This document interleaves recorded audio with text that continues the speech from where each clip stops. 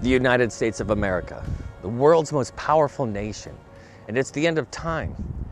Now we have to ask ourselves, is the United States of America actually in Bible prophecy in the book of Revelation?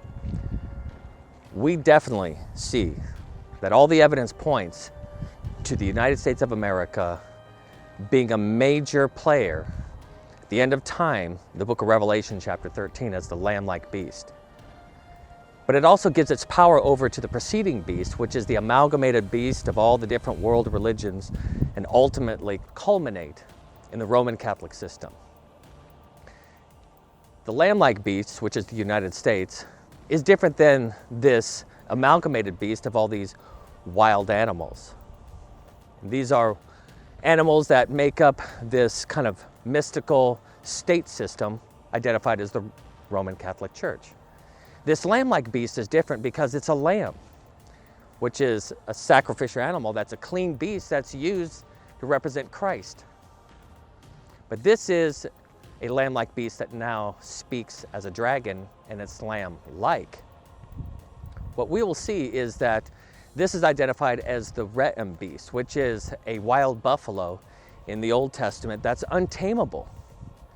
This beast rises up after the 1260-year prophecy of the Papacy that reigned from 538 to 1798 during the Justinian Code of 1260 years. Now at that time, the Roman Catholic Church was identified as the authorized Christian power to rule with the civil power of Rome. So you have the mingling of civil power and ecclesiastical power.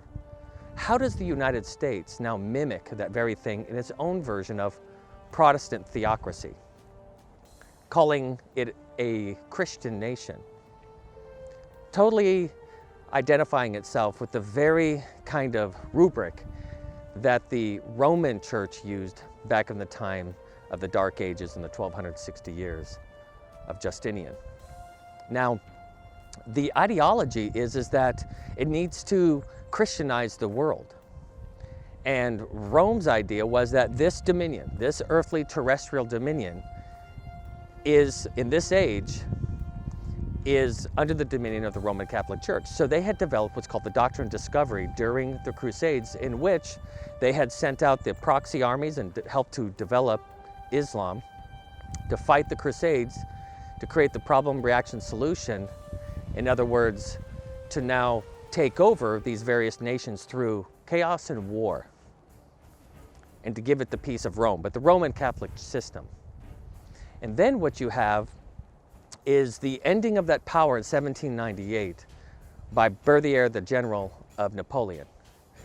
Now, this was a period in which the Napoleonic Code was developed, and that beast received its deadly wound. At this time, the Americas were now developing. And the United States of America now became the prominent player in this world. Well, through this type of lamb-like beast, this quasi-Protestant religious civil ecclesiastical power rises up and now starts to speak as a dragon at the end of time. Now, what does Protestant America and European Rome, how do they mimic each other? How are they an image?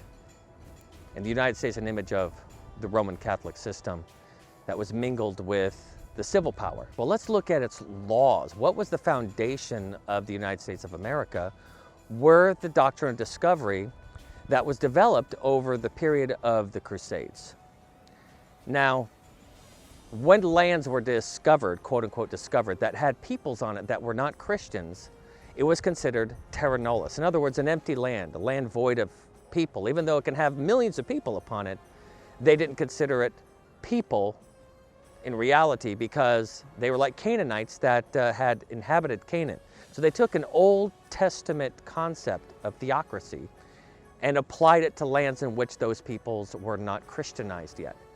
So when Columbus had come over to the United States of America and, quote, discovered it, there was a papal bull that says, okay, this is the Doctrine of Discovery here, and these people can now be conquered and subjugated to slavery because they're not actually people.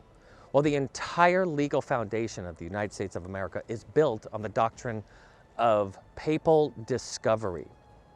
And so all the laws and the state constitutions and ultimately even the Constitution itself is built on the concept of the papal bulls of the Doctrine of Discovery. And they are not obsolete laws now.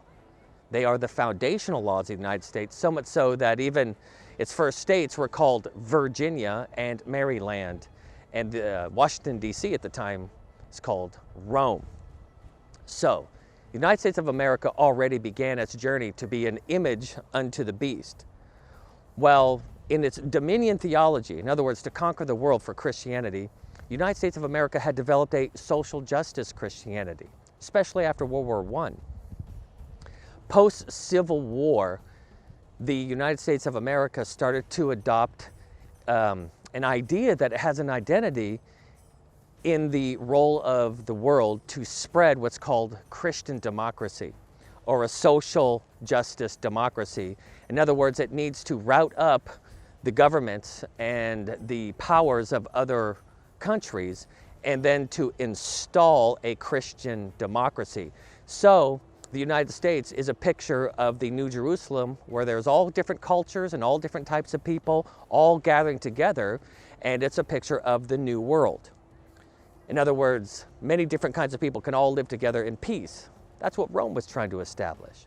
Well, the United States had created a new world, and it has its own order. So it was Christians that were involved with the civil powers in the time after World War I, in which they thought that the United States of America had a duty to Christianize the world and to fulfill the role that the Roman Catholic system saw itself in performing.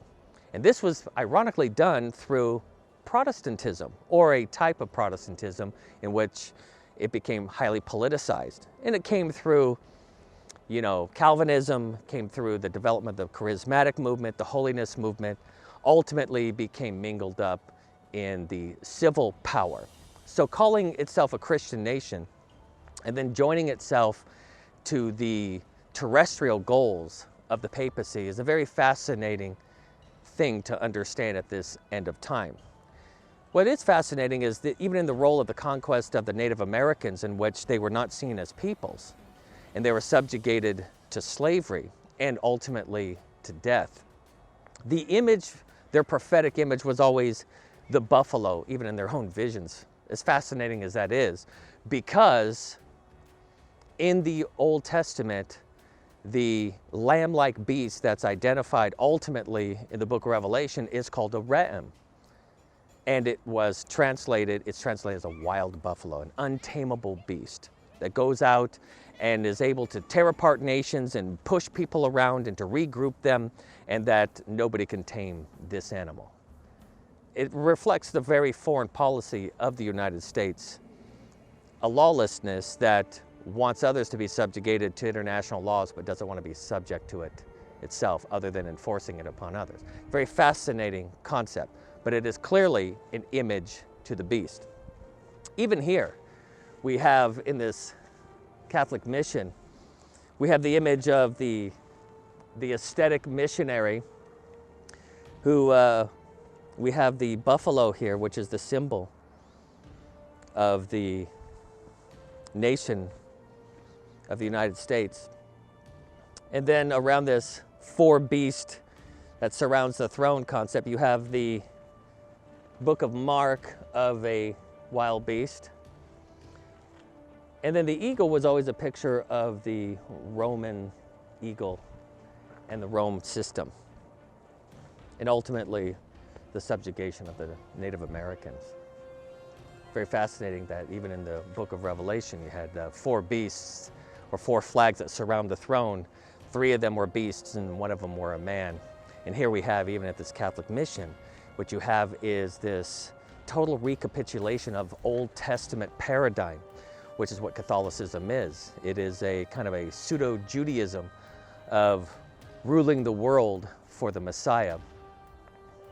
Christians believe and understand today that Christ wasn't talking about a dominion theology of this age, but of an age that comes after his return, the resurrection of the dead, the destruction of the world, and after the second resurrection, after the 1,000 years in which he creates a new heaven and new earth after the judgment.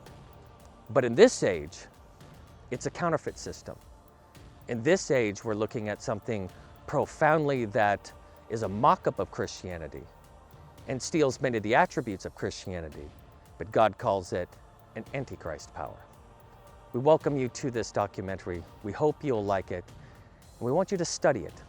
Study these things and see if these things bear itself out.